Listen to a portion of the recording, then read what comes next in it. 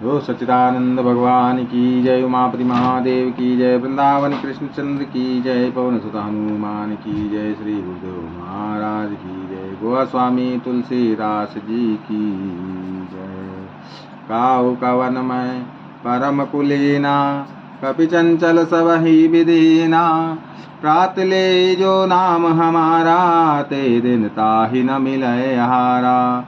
असमय अधम सखा सुनु, मोह पर रघुवीर की कृपा सुमीर, गुण भरे बिलोचन नीर। हे सखा सुनिए, मैं ऐसा अधम हूँ, पर श्री रामचंद्र जी ने तो मुझ पर भी कृपा की है। भगवान के गुणों का स्मरण करके हनुमान जी के दोनों नेत्र में प्रेम आंसुओं का जल भर आया। जो जानते हुए भी ऐसे स्वामी श्री रघुनाथ जी को भुलाकर विषयों के पीछे भटकते फिरते हैं, वे दुखी क्यों ना हो। इस प्रकार श्री राम जी के गुण समूह को कहते हुए उन्होंने अनिवर्चनीय परम शांति प्राप्त की। फिर विभीषण जी ने श्री जानकी जी जिस प्रकार वहां लंका में रहती थी वह सब कथा कही। तब हनुमान जी ने कहा, हे भाई सुनो, मैं जानकी माता को देखना चाहता हूँ। विभीषण जी ने माता के दर्शन की सब युक्तियाँ उपाय कह सुनाई। तब हनुमान जी विदा लेकर चले, फिर वही पहले का मसक सारिखा रूप धर करवा गए, जहाँ अशोक वन में, वन के जिस भाग में सीता जी रहती थी। सीता जी को देखकर हनुमान जी ने उन्हें मन ही में प्रणाम किया। उन्हें बैठे ही बैठे रात्रि के चारों पहर बीत जाते हैं। शरीर दुबला हो गया है, सिर पर जटाओं की एक वेणी लट है। हृदय में श्री रघुनाथ जी के गुण समूह का जाप स्मरण करती रहती हैं।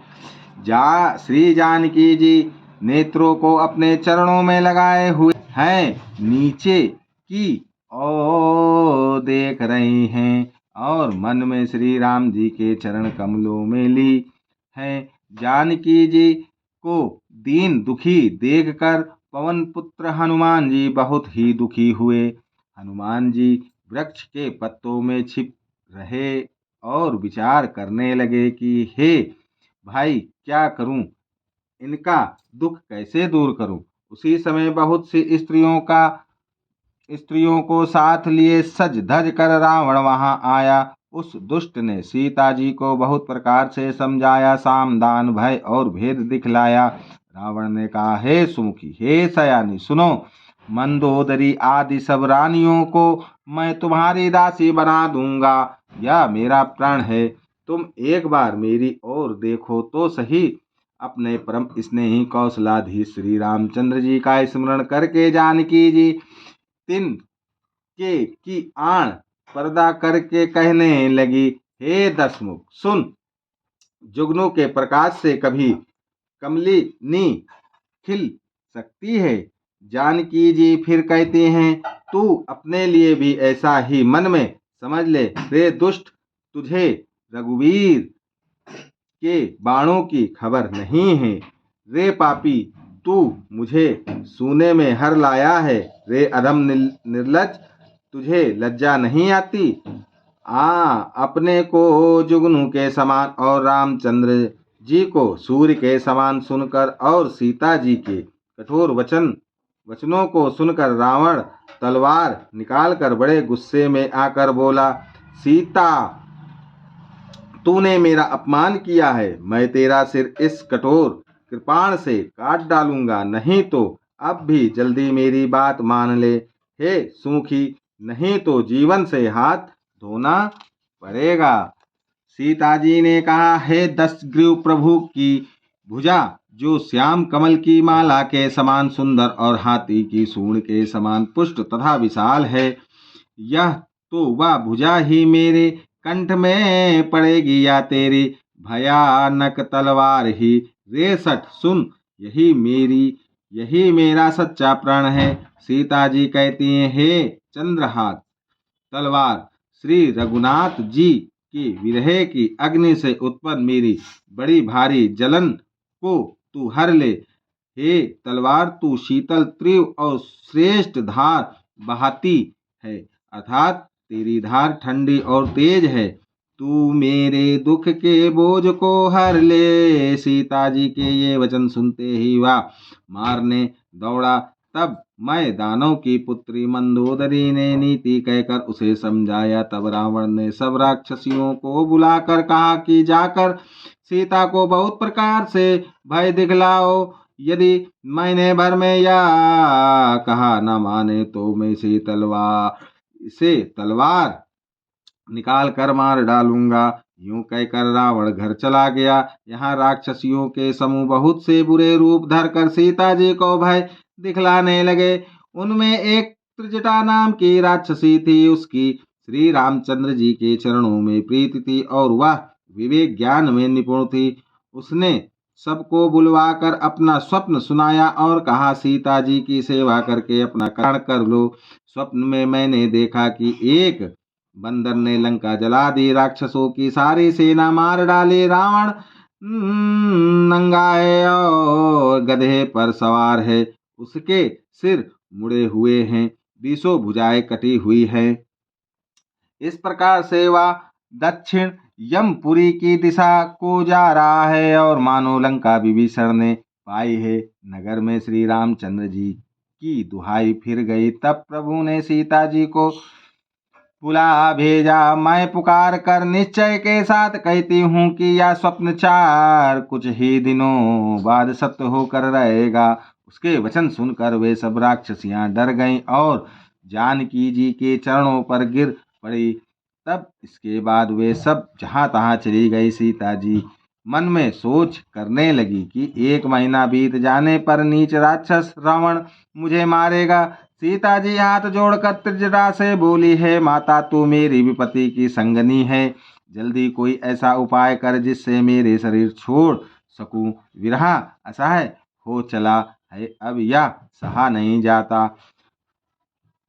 काठ लाकर चिता बनाकर सजा दे, हे माता, फिर उसमें आग लगा दे। है सयानी, तू मेरी प्रीति सत्य कर दे। रावण की सूल के समान दुख देने वाली वाणी कानों से कौन सुने।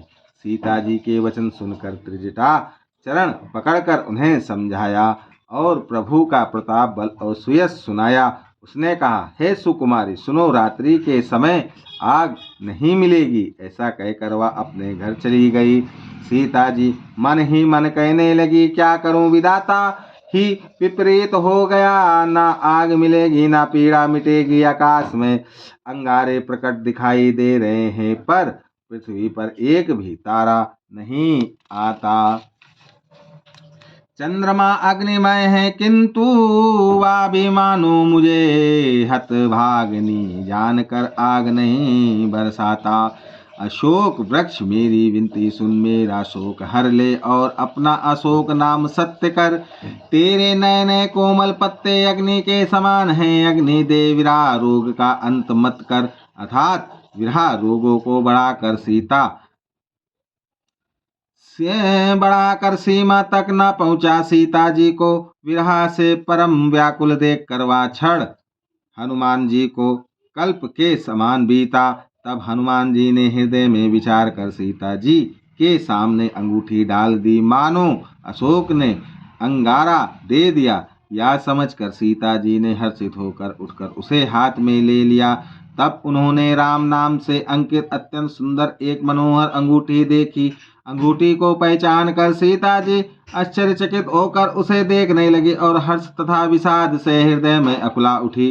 वे सोचने लगी, श्री रघुनाथ जी तो सर्वथा अजय है, उन्हें कौन जीत सकता है। और माया से ऐसी माया के उपादान से सर्वथा रहित दिव्य चिन्मय अंगूठी बनाई नहीं जा सकती। सीता जी मन में अनेक प्रकार के विचार कर रही थी। इसी समय हनुमान जी मधुर वचन बोले। वे श्री रामचंद्र जी के गुणों का वर्णन करने लगे, जिनके सुनते ही सीता जी का दुख भाग गया। वे कान और मन लगाकर उन्हें सुनने लगी। हनुमान जी ने आदि से लेकर सारी कथा कह सुनाई। सीता जी बोली, जिसके कानों के लिए अमृत रूप या सुंदर कथा कही, वह हे भाई प्रकट क्यों नहीं होता। तब हनुमान जी पास चले गए। उन्हें देखकर सीता जी फिर कर मुख फेर कर बैठ गए। उनके मन में आश्चर्य हुआ। हनुमान जी ने कहा, हे माता जानकी, मैं श्री राम जी का दूत हूँ। करुणा निधान की सच्ची शपथ करता हूँ। हे माता, यह अंगूठी मैं ही लाया हूँ। श्री राम जी ने मुझे आपके लिए यह शहीदानी निशानी या पहचान दी है। सीता जी ने पूछा, नर और वानर का संग कहो कैसे हुआ। तब हनुमान जी ने जैसे संग हुआ था वह सब कथा कही। हनुमान जी के प्रेम युक्त वचन सुनकर सीता जी के मन में विश्वास उत्पन्न हो गया। उन्होंने जान लिया कि यह मन वचन और कर्म से कृपा सागर श्री रघुनाथ जी का दास है। भगवान का जन सेवक जानकर अत्यंत गाढ़ी प्रीत हो गई। नेत्रों में प्रेम आंसुओं का जल भर आया और शरीर अत्यंत पुलकित हो गया। सीता जी ने कहा, हे तात हनुमान, विरह सागर में डूबती हुई मुझको तुम जहाज हुए, मैं बलिहारी जाती हूँ। अब छोटे भाई लक्ष्मण जी सहित खर के शत्रु सुखधाम सुख का कुशल मंगल कहो। श्री रघुनाथ जी तो कोमल हृदय और कृपालु हैं। फिर हे हनुमान, उन्होंने किस कारण यह निष्ठुरता धारण कर ली है। सेवक को सुख देना उनकी स्वाभाविक बान है वे। श्री रघुनाथ जी क्या कभी मेरी भी याद करते हैं। हे तात, क्या कभी उनके कोमल सांवले अंगों को देख कर मेरे नेत्र शीतल होंगे। मुंह से वचन नहीं निकलता, नेत्र में विरह के आंसुओं का जल भर आया। बड़े दुख से वे बोले, हाँ नाथ, आपने मुझे बिल्कुल ही भुला दिया। सीता जी को विरह से परम व्याकुल देख कर हनुमान जी कोमल और विनती वचन बोले, हे माता सुंदर, कृपा के धाम प्रभु भाई लक्ष्मण जी के सहित शरीर से कुशल है, परंतु आपके दुख से दुखी हैं। हे माता, मन में ग्लानि ना मानिए, मन छोटा करके दुख ना कीजिए। श्री रामचंद्र जी के हृदय में आपसे दूना प्रेम है। हे माता, अब धीरज धरकर श्री रघुनाथ जी का संदेश सुनिए। ऐसा कहकर हनुमान जी प्रेम से गदगद हो गए। उनके नेत्रों में प्रेम आंसुओं का जल भर आया। हनुमान जी बोले, श्री रामचंद्र जी ने कहा है कि हे सीते, तुम्हारे वियोग में मेरे लिए सभी पदार्थ प्रतिकूल हो गए हैं। वृक्षों के नए नए कोमल पत्ते मानो अग्नि के समान, रात्रि काल रात्रि के समान, चंद्रमा सूर्य के समान और कमलों के वन भालों के वन के समान हो गए हैं। मेघ मानो खौलता हुआ तेल बरसाते हैं। जो हित करने वाले थे वे ही अब पीड़ा देने लगे हैं। त्रिविध शीतल मंद सुगंध वायु साप के श्राप के समान जहरीली और गर्म हो गई है। मन का दुख कह डालने से भी कुछ घट जाता है, पर कहूँ किससे या दुख कोई जानता नहीं। हे प्रिय मेरे, और तेरे प्रेम का तत्व रहस्य एक मेरा मन ही जानता है, और वह मन सदा तेरे ही पास रहता है। बस मेरे प्रेम का सार इतने में ही समझ ले। प्रभु का संदेश सुनते ही जानकी जी प्रेम से मग्न हो गई। उन्हें शरीर की सुध न रही। हनुमान जी ने कहा, हे माता, हृदय में धैर्य धारण करो और सेवकों को सुख देने वाले श्री राम जी का स्मरण करो। श्री रघुनाथ जी की प्रभुता को हृदय में लाओ और मेरे वचन सुनकर कायरता छोड़ दो। राक्षसों के समूह पतंगों के समान और श्री रघुनाथ जी के बाण अग्नि के समान हैं। हे माता, हृदय में धैर्य धारण करो और राक्षसों को जला ही समझो। श्री रामचंद्र जी ने यदि खबर पाई होती तो मैं विलंब न करते। हे जानकी जी, राम बाण रूपी सूर्य के उदय होने पर राक्षसों की सेना रूपी अंधकार कहाँ रह सकता है।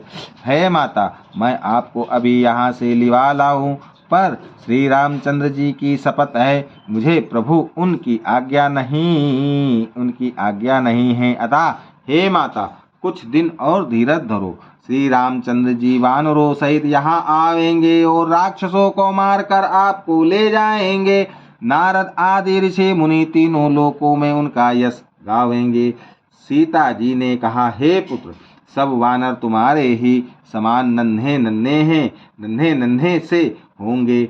राक्षस तो बड़े बलवान योद्धा हैं, अतः मेरे हृदय में बड़ा भारी संदेह होता है कि तुम जैसे बंदर राक्षसों को कैसे जीतेंगे। यह सुनकर हनुमान जी ने अपना शरीर प्रकट किया। सोने के पर्वत सुमेरु के आकार का अत्यंत विशाल शरीर था, जो युद्ध में शत्रुओं के हृदय में भय उत्पन्न करने वाला अत्यंत बलवान और वीर था। तब उसे देखकर सीता जी के मन में विश्वास हुआ। हनुमान जी ने फिर छोटा रूप धारण कर लिया। हे माता सुनो, वानरों में बहुत बल बुद्धि नहीं होती, परंतु प्रभु के प्रताप से बहुत छोटा सर्प भी गरुड़ को खा सकता है। अत्यंत निर्बल भी महान बलवान को मार सकता है।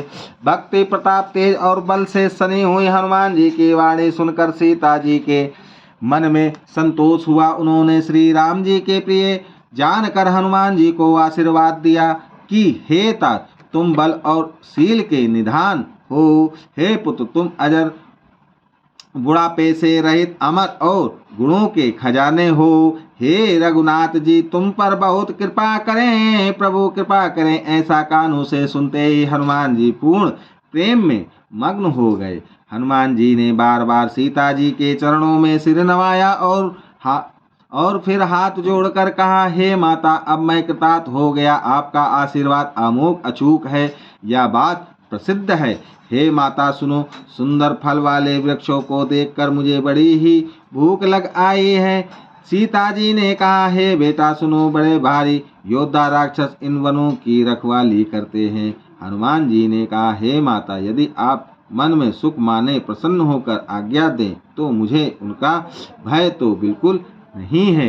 हनुमान जी को बुद्धि और बल में निपुण देखकर जानकी जी ने कहा, जाओ हे तात, श्री रघुनाथ जी के चरणों को हृदय में धारण करके मीठे फल खाओ। वे सीता जी को सिर नवाकर चले और बाग में घुस गए। फल खाए और वृक्षों को तोड़ने लगे। वहां बहुत से योद्धा रखवाले थे। उनमें से कुछ को मार डाला और कुछ ने जाकर रावण से पुकार की और कहा, हे नाथ, एक बड़ा भारी बंदर आया है। उसने अशोक वाटिका उजाड़ डाली, फल खाए वृक्षों को उखाड़ डाला और रखवालों को मसल कर जमीन पर डाल दिया। यह सुनकर रावण ने बहुत से योद्धा भेजे। उन्हें देखकर हनुमान जी गर्जना की। हनुमान जी ने सब राक्षसों को मार डाला। कुछ जो अधमरे थे चिल्लाते हुए गए। फिर रावण ने अक्षय कुमार को भेजा। वहां असंख्य श्रेष्ठ योद्धाओं को साथ लेकर चला। उसे आते देखकर हनुमान जी ने एक वृक्ष हाथ में लेकर ललकारा और उसे मारकर महा ध्वनि बड़े जोर से गर्जना की। उन्होंने सेना में कुछों को मार डाला और कुछ को मसल डाला और कुछ को पकड़ पकड़ कर धूल में मिला दिया। कुछ ने फिर जाकर पुकारा कि हे प्रभु, बंदर बहुत ही बलवान है। उसका वध सुनकर रावण को क्रोधित हो उठा और उसने अपने जेठ पुत्र बलवान मेघनाद को भेजा। उससे कहा कि हे पुत्र, मारना नहीं, उसे बांध लाना। उस बंदर को देखा जाए कि कहाँ का है। इंद्र को जीतने वाला अतुलनीय योद्धा मेघनाद चला। भाई का मारा जाना सुन उसे क्रोध हो आया। हनुमान जी ने देखा कि अब की भयानक योद्धा आया है। तब वे कटा कर गरजे और दौड़े। उन्होंने एक बहुत बड़ा वृक्ष उखाड़ लिया और उसके प्रहार से लंकेश्वर रावण के पुत्र मेघनाद को बिना रथ का कर दिया। रथ को तोड़कर उसे नीचे पटक दिया। उसके साथ जो बड़े बड़े योद्धा थे उनको पकड़ पकड़ कर हनुमान जी अपने शरीर से मसलने लगे। उन सबको मारकर फिर मेघनाद से लड़ने लगे। लड़ते हुए वे ऐसे मालूम होते थे मानो दो गजराज श्रेष्ठ हाथी भिड़ गए हों। हनुमान जी उसे एक घूसा मारकर वृक्ष पर चढ़ जाते। उसको क्षण भर के लिए मूर्छित आ गई।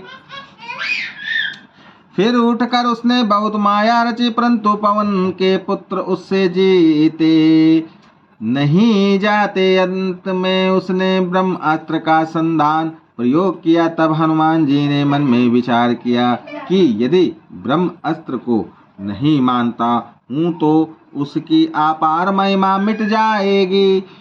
उसने हनुमान जी को ब्रह्म बाण मारा, जिसके लगते वे वृक्ष के नीचे गिर पड़े, परंतु गिरते समय भी उन्होंने बहुत सी सेना मार डाली। जब उसने देखा कि हनुमान जी मूर्छित हो गए हैं, तब वह उनको नागपाश से बांध कर ले गया। शिव जी कहते हैं, हे भवानी सुनो, जिनका नाम जप कर ज्ञानी विवेकी मनुष्य संसार जन्म मरण के बंधन को काट डालते हैं, उनका दूत कहीं बंधन में आ सकता है। किंतु प्रभु के कार्य के लिए हनुमान जी ने स्वयं अपने को बांध लिया। बंदर का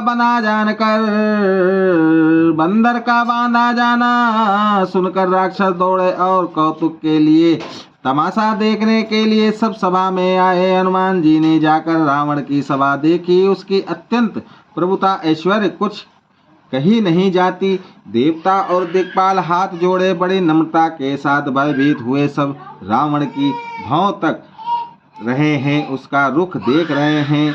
उसका ऐसा प्रताप देख कर भी हनुमान जी के मन में जरा भी डर नहीं हुआ। वे ऐसे निशंक खड़े रहे जैसे सर्पों के समूह में गरुड़ निशंक निर्भय रहते हैं। हनुमान जी को देखकर रावण दुर्वचन कहता हुआ खूब हंसा। फिर पुत्र का वध स्मरण किया तो उसके हृदय में विषाद उत्पन्न हो गया। लंकापति रावण ने कहा, हे वानर, तू कौन है?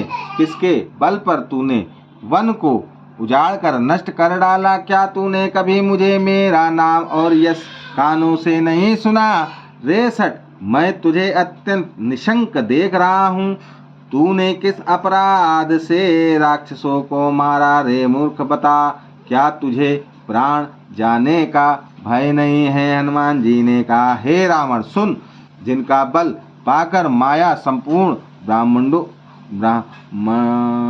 ब्रह्मांडों के समूह की रचना करती है, जिनके बल से हे 10 शीष ब्रह्मा विष्णु महेश क्रमशः सृष्टि का सृजन पालन और संहार करते हैं, जिनके बल से सहस्त्र मुख फाड़ों वाले शेष जी पर्वत और वन सहित समस्त ब्रह्मांड को सिर पर धारण करते हैं, जो देवताओं की रक्षा के लिए नाना प्रकार की देह धारण करते हैं, और जो तुम्हारे जैसे मूर्खों को शिक्षा देने वाले हैं, जिन्होंने शिव जी के कठोर धनुष को तोड़ डाला और उसी के साथ राजाओं के समूह का गर्व चूर कर दिया, जिन्होंने खर दूसरा तीसरा और बाली को मार डाला, जो सबके सब अतुलनीय बलवान थे, जिनके लेस मात्र बल से तुमने समस्त चराचर जगत को जीत लिया और जिनकी प्रिय पत्नी को तुम चोरी से हर लिए हो। मैं उन्हीं का दूत हूँ।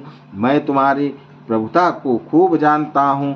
सहस्त्रबाहु से तुम्हारी लड़ाई हुई थी और बाली से युद्ध करके तुमने यश प्राप्त किया था। हनुमान जी की मर्म वचन सुनकर रावण ने हंसकर बात टाल दी। हे राक्षसों के स्वामी, मुझे भूख लगी थी, इसीलिए मैंने फल खाए और वानर स्वभाव के कारण वृक्ष तोड़े। हे निशाचरों के मालिक, दे सबको परम प्रिय, हे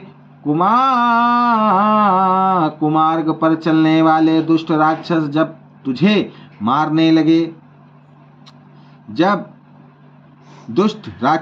मुझे मारने लगे, तब जिन्होंने मुझे मारा उनको मैंने भी मारा। उस पर तुम्हारे पुत्र ने मुझको बांध लिया, किंतु मुझे अपने बांधे जाने की कुछ भी लज्जा नहीं है। मैं तो अपने प्रभु का कार्य किया चाहता हूँ।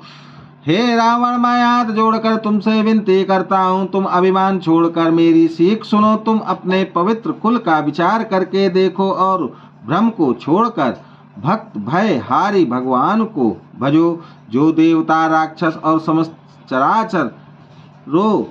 चराचर को खा जाता है। वह काल भी जिनके डर से अत्यंत डरता है, उनसे कदापि वैर ना करो और मेरे कहने से जानकी जी को दे दो।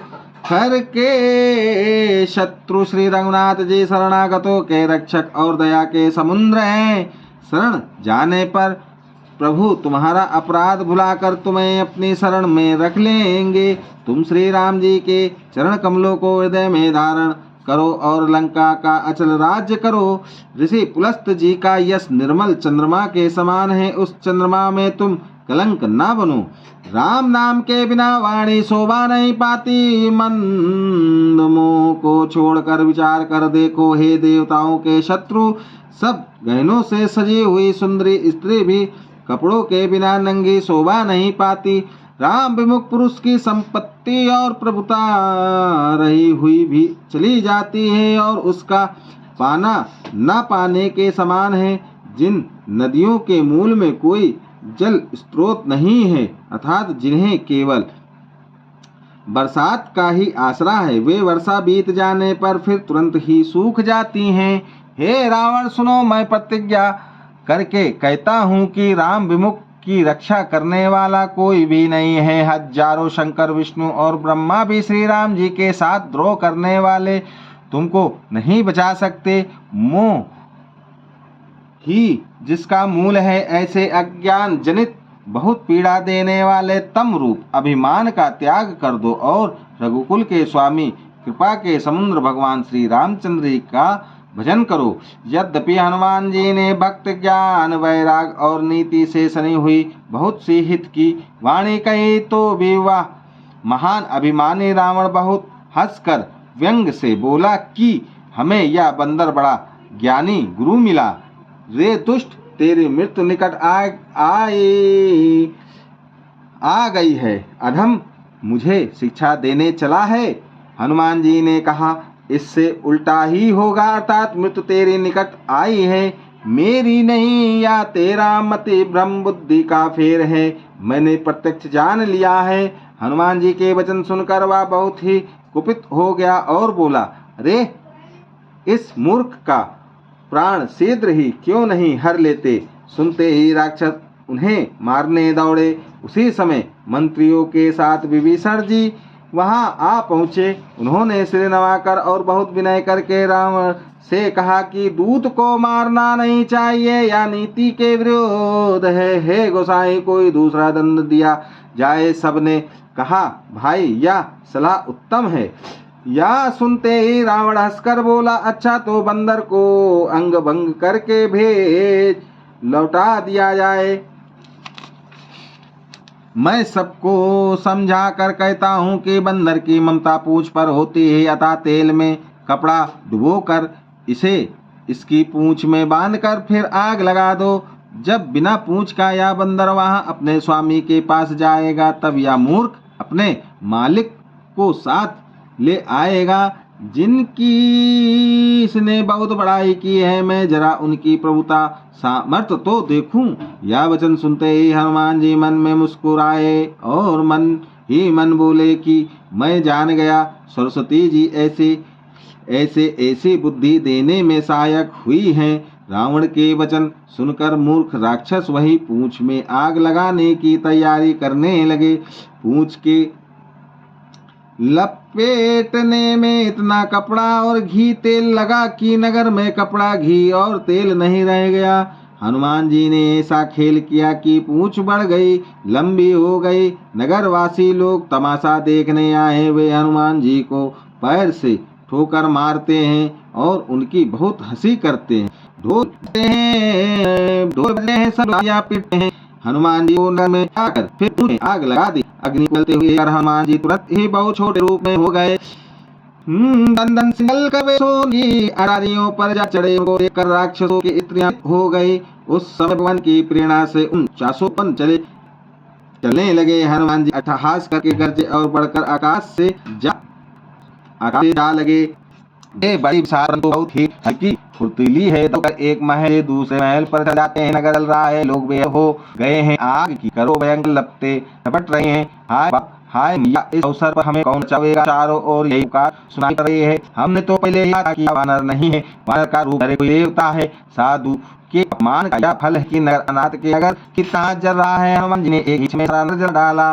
एक विभीषण का घर नहीं जलाया। श्री कहते हैं, हे पार्वती, जिन्होंने अग्नि को बनाया हनुमान जी उन्हीं के पूत हैं, इसलिए वे अग्नि से नहीं ले। हनुमान जी ने उलट कर एक और दूसरी और तक सारी लंका जला दी। फिर वे समुद्र में कूद पड़े। सियापति रामचंद्र की जय, उमापति महादेव की जय, वृंदावन कृष्ण चंद्र की जय, पवन सुत हनुमान की जय, गोविंद तुलसीदास जी की जय, श्री गुरुदेव महाराज की जय।